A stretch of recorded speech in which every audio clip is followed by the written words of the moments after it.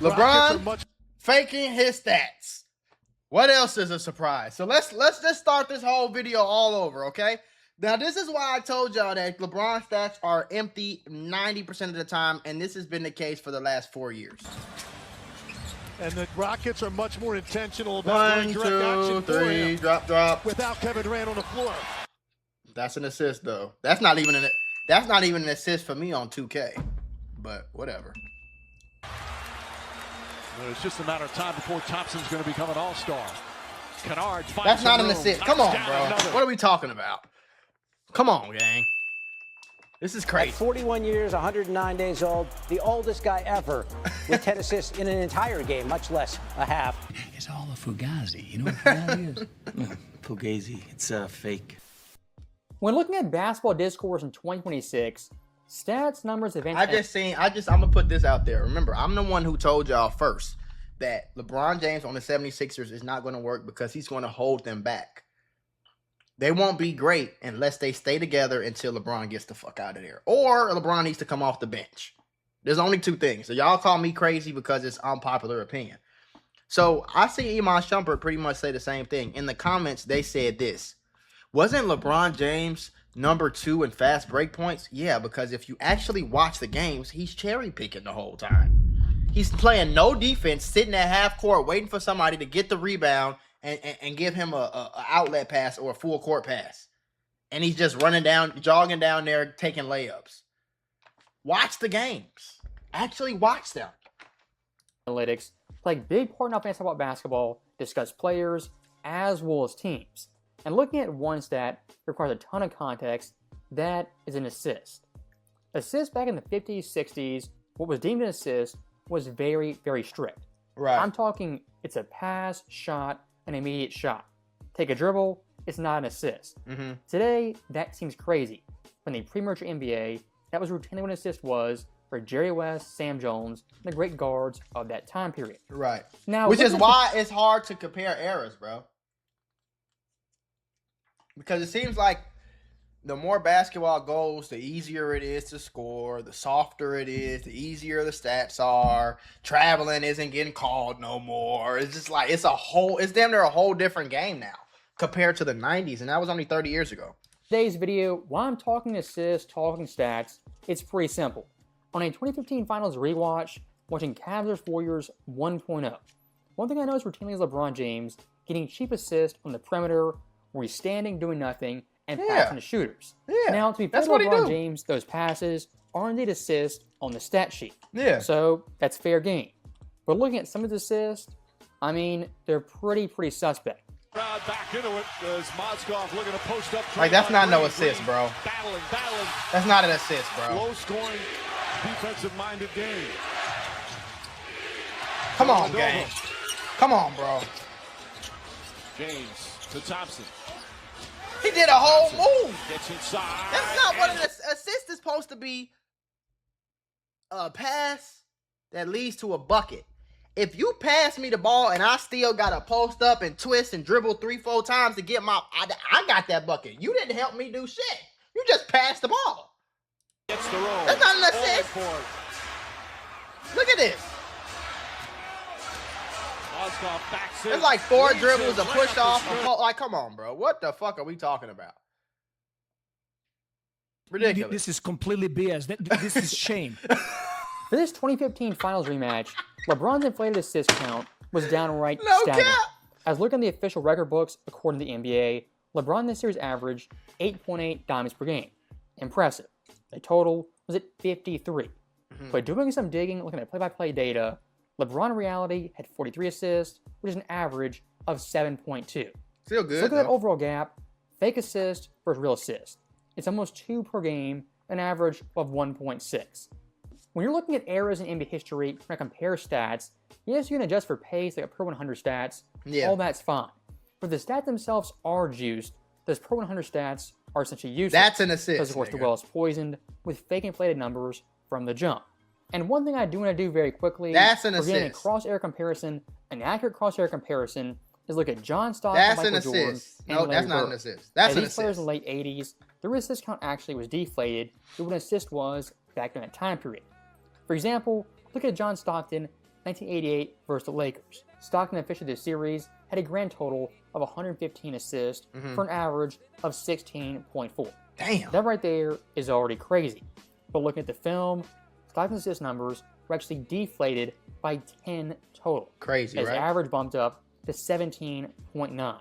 If you grade John Stockton's assist by LeBron James 2015 standards, these guys' overall numbers bump up by 1.5 assists per game. Right. Again, stat inflation, stat deflation is a big thing looking at cross-error comparisons.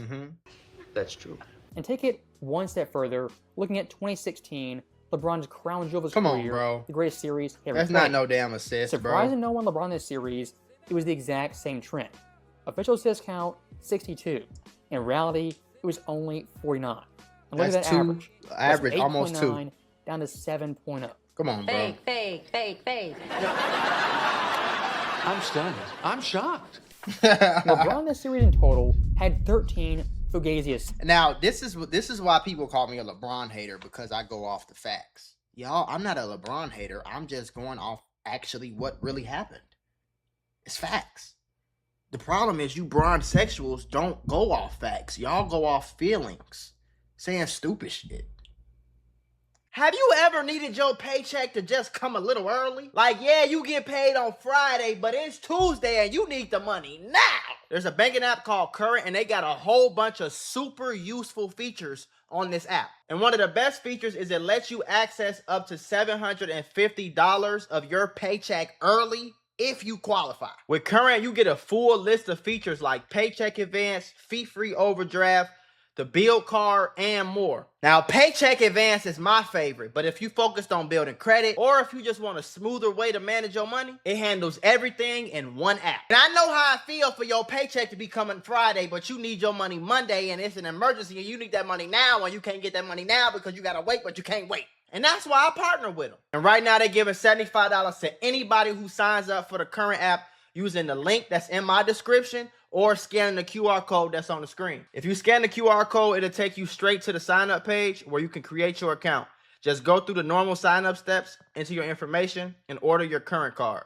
After you complete those steps, you'll see the option that pops up to enter my promo code. And that promo code is going to access your $75 when you switch your direct deposit. Make sure you go through the full sign-up process so you do not miss out on the $75. If you ever feel like managing money is stressful or even just tight sometimes, it's definitely worth just checking out, because that's literally what it's designed for. Helping people just like you stay more on top of your finances. Because you like it's just That's me being disingenuous. Leaving out some of them is the were best also word I pretty can come up suspect. with. But looking at 13 assists that certainly weren't assists, LeBron this series, no doubt, had inflated assist totals just like 2015. Shot clock down to 6. Irving fakes the 3. Scampers across the lane, left-handed, and a beauty of coming back with huge performances after playoff losses. Kyrie Irving knocks down his first shot. Thompson. They just call that an assist? James goes at him. Ball poked No! away from behind. Tristan Thompson. No! No! So he gets the ball poked and it ends up in Tristan Thompson's hand. So it's an assist. This is what happens when I'm gonna tell y'all what happened in real life. Okay, Michael Jordan. First it was Magic and Larry. Okay, then Michael Jordan took the NBA, the basketball in itself, and made that shit global. And then when he retired, they needed somebody else. And that somebody else, they handpicked, they said, yeah, we're going to use this guy, LeBron. We're going to draft him miraculously. Somehow, some way, he's going to get drafted #1 overall to his hometown. Just so happened. Miraculously. We're going to get him over here. We're going to call him. We're going to go in this Sports Illustrated stuff, and we're going to call him the king. Right? We're going to call him the savior. We're going to call him all this other stuff. We're going to put all this pressure on him. And has he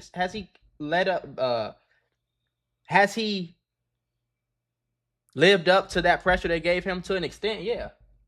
But he's 4-6 in the finals. Nobody in NBA history has ever played on as many super teams as LeBron James has ever played with as many superstars, MVP caliber players. The list of his teammates is absurd for him to have 4 fucking rings. Okay?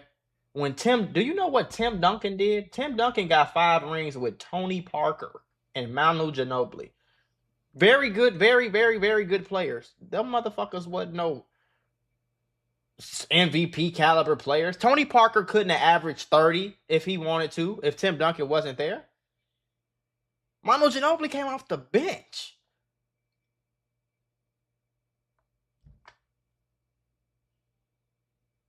Kobe Bryant won back-to-back rings with Paul Gasol as his second best player on the fucking team.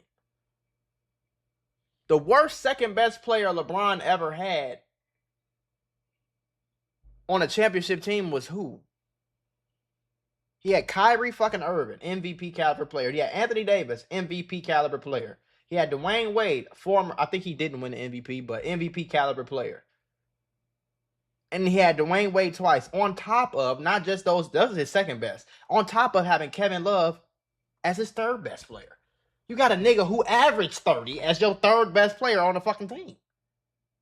Chris Bosh, another nigga that averaged 30 as the third best player on your team, bro. When you won with Anthony Davis, you had Dwight Howard, Rondo. Like, come on, bro. Let's just be real. They tipped the ball. Come on, bro. That wasn't no fucking pass. Come on, gang. That was ridiculous. We have been hoodwinked, bamboozled, led astray, run amok. And so I say, I'm gonna stop pausing after this. I say what I say to say this.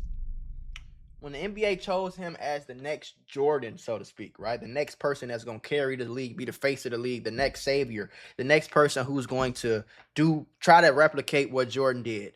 Of course, we need his stats to be a little higher. Of course, we need the lore and the aura around his name to be up here. So it was manufactured. The difference between him and Michael was nobody gave Michael that title. He took it. Flat out deceived. So stopping that right there very quickly, 2016 finals tape is embarrassing and they not gonna call this no assist. That's ridiculous. But here's the bizarre thing. That's looking ridiculous. past that one single series at the previous 3 rounds, LeBron's overall assist count was actually fairly accurate. I was looking at the first round versus Detroit, the fake assist count is only 1. Second round versus Atlanta, also 1. And versus the Raptors, 13. LeBron versus the Eastern Conference, 13. a grand total of 4 fake assists. Versus the Warriors in 1 series. That was the fakest assist ever right there. Oh my God. That's interesting. That's very interesting. Looking at LeBron prior to the NBA Finals, the official assist count was pretty consistent until the Finals versus Golden State. I was looking at that series as the one outlier looking at 2016 LeBron James. As versus the Pistons, 6.8 dimes, the Hawks 7.8, and Toronto 6.7. But looking at the Finals, an absurd 8.9. And look at this right here. Take away the fake assist, and look what happens. Versus Detroit, the real assist count, 6.5. Well, let me see the last one. 6.8, 7.8, 6.7, 8.8. 6.5, 7.5, 6.3, 7.0. It's crazy. The fake assist, and look what happens. Versus Detroit, the real assist count, 6.5. Atlanta, 7.3. Toronto, 6.3. And Golden State, 7.0. That right there on average is very, very consistent. And here's one thing I also do want to note. Looking at the 2016 Finals, LeBron's official assist count, it was 8.9. At that point in his career, the highest mark he'd ever reached. And the Finals, the most he ever had by a country mile. And looks at his entire career, his top 10 assist series, take a wild guess when they all came.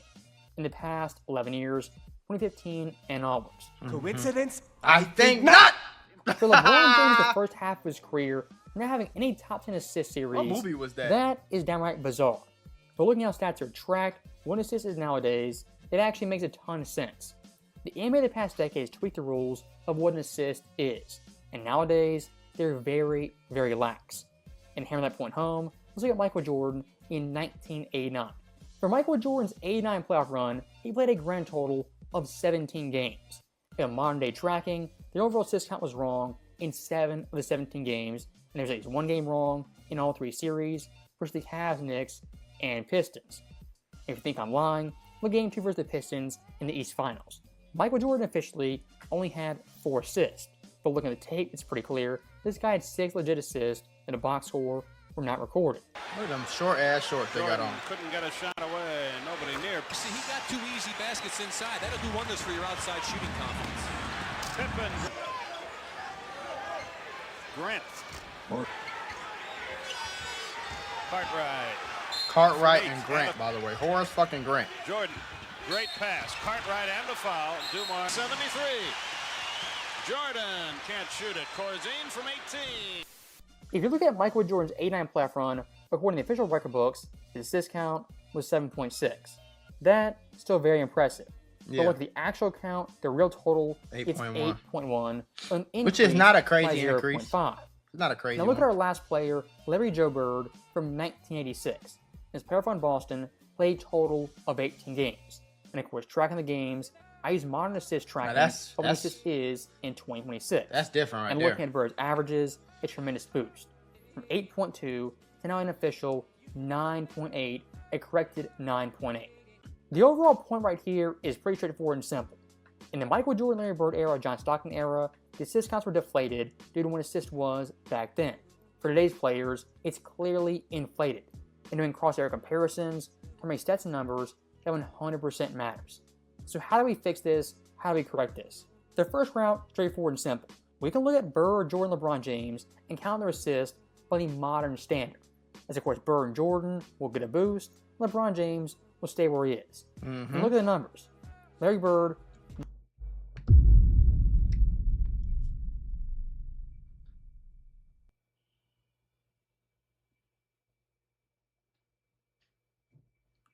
Let me move out the way so y'all can see those numbers, okay?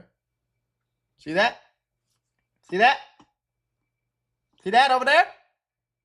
See this? Okay. Everybody that said, oh, look, LeBron is a way better player than Jordan. What the fuck does he do better than him?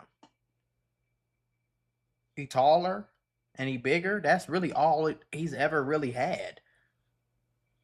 Like, he's never been a great shooter, a great post-up player. He's great at getting the ball and running to the paint. And just being bigger, stronger, and faster than everybody. Great.